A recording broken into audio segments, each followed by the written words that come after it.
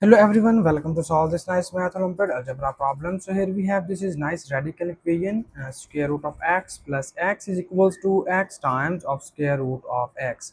So we solve this problem for all the values of x, but here you remember one thing is that our x should must be greater than or equals to 0, or in other words we say that our x should must be positive number. Okay, so here we first convert this radical equation into the simple polynomial form. So for this here we need a little bit substitution. So first we will just take y is equals to square root of x. So when we take y is equals square root of x, then this implies that we remove the square root sign, and for this we apply squaring on both of the sides. So we get y square is equals to x. So now we use these two values to the given equation, and this will be written as, so when we use this value here, it will becomes y plus this x is equals to y square equals to this is x, and x is equals to y square multiplied by square root of x, and square root of x is equals to y. And now here in the next step we need more simplification, and now here first we simplify the right hand side, and we have y plus y square is equals to y square times y is equals to y cubed. And now here we move all the terms from left hand side to the right hand side, and this will becomes y cubed minus y square minus y, and this whole equation is equals to 0. So this equation will becomes in the cubic form. So here we solve this cubic equation, and we get first the values of a, and then we get here the values of x. So you see that each of these terms involve y, so we take common y from here, and we get the remaining values are, from here we get y square minus, from here we get y minus 1, and this whole equation is equals to 0.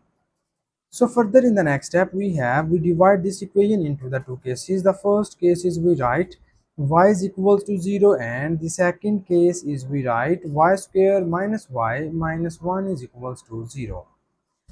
So if y is equals to 0, and we move backward and we put the value of square root of x, so this case implies that square root of x is equals to 0. If square root of x is equals to 0, this shows that x is equals to 0. So this is the first root of the given equation. And now this is the quadratic equation, and we solve this quadratic equation for the values of y. And here we use the quadratic formula to solve this quadratic equation. So first we write the coefficients of this equation, and its coefficients are a is equals to 1, b equals to minus 1, and c is equals to also minus 1. And we state the quadratic formula as y is equals to minus b plus minus square root of b square minus 4 times of ac divided by 2 times of a. This is the quadratic formula, and we substitute all the values of a, b and c, and we get this is minus b. The value of b is minus 1 plus minus square root of b square. It is minus 1 square minus 4 times of a is 1, and c is minus 1, and it is divided by 2 times of a, and here our a is equals to 1. Further in the next step we have minus times minus becomes plus 1, and plus minus square root of minus 1 square becomes plus 1. This is minus times minus becomes plus, and 4 times 1 becomes 4, and it is divided by 2 times of 1 equals to 2. And now in the next step we have 1 is equals to 1 plus minus square root of 1 plus 4 becomes 5, and it is divided by 2. So we divide this equation into the two cases. Here first we write the positive value, it is 1 plus square root of 5 divided by 2, and here we write the negative value, it is 1 minus square root of 5 divided by 2. So now in the next step we move backward and we substitute the value of y here, and in the start of the problem we take y is equals to square root of x. So when we put this value here, it will become square root of x is equals to 1 plus square root of 5 divided by 2, and when we put it here it will become square root of x is equals to 1 minus square root of 5 divided by 2. So if you see in this case you see that 1 minus square root of 5 divided by 2, if you simplify all of these terms, you can easily see that this term becomes negative. But in the start of the problem, we just suppose that our given equation, or we solve this problem for positive values of x. So if this is negative, so we rejected this case, because we can just solve this problem for only positive values of x.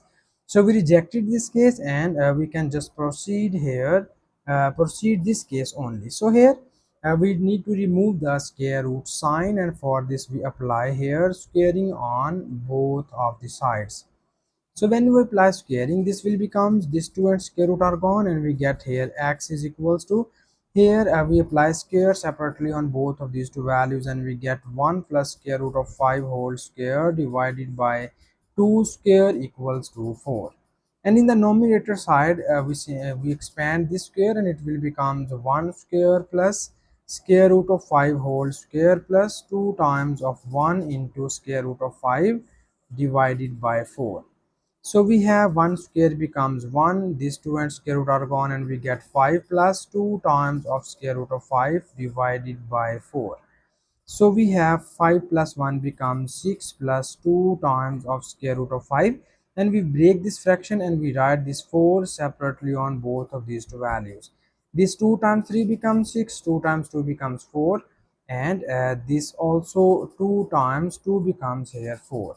So we get the values of x are 3 divided by 2 plus square root of 5 divided by 2. So this is the our final answer of this question, and thank you so much for watching this video. Please subscribe to my channel for more exciting videos.